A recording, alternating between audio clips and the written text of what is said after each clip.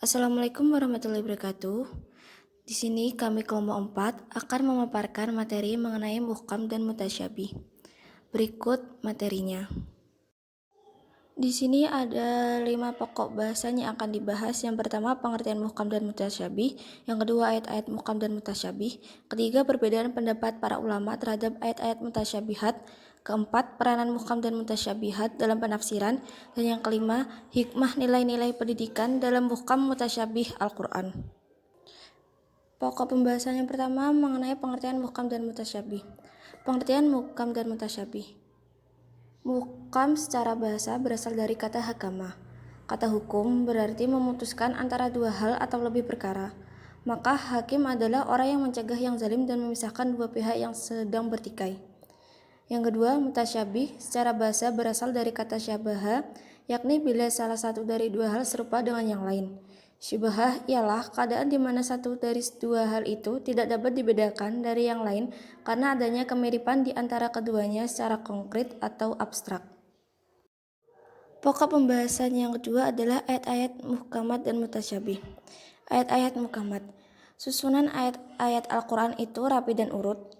Maknanya juga mudah dicerna akal pikiran karena tidak samar. Artinya, sehingga dapat dipahami umat dengan mudah. Yang kedua, ayat-ayat mutasyabihat.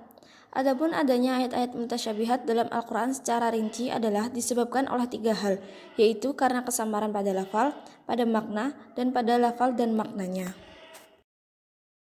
Pada materi ketiga yaitu perbedaan pendapat para ulama terhadap ayat-ayat mutasyabihat.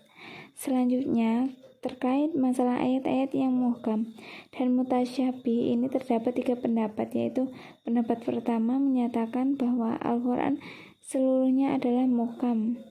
Pendapat kedua yaitu menyatakan bahwa Al-Quran seluruhnya adalah mutasyabih. Pendapat ketiga yaitu Al-Quran ada yang muhkam dan ada pula yang mutasyabih. Yang keempat yaitu peranan muhkam dan mutasyabihat dalam penafsiran.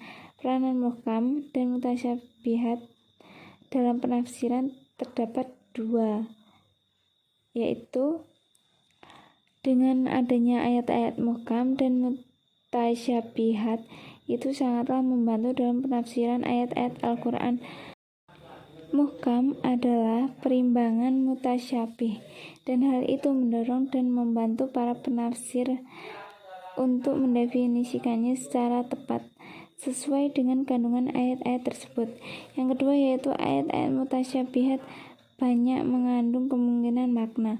Untuk itu para penafsir tidak boleh memahaminya secara berdiri sendiri. Untuk memahaminya secara benar harus melalui petunjuk ayat-ayat muhkamat. Oleh karena itu ayat-ayat mutasyabihat dapat dipahami dengan menunjukkan kandungan ayat-ayat muhkamat.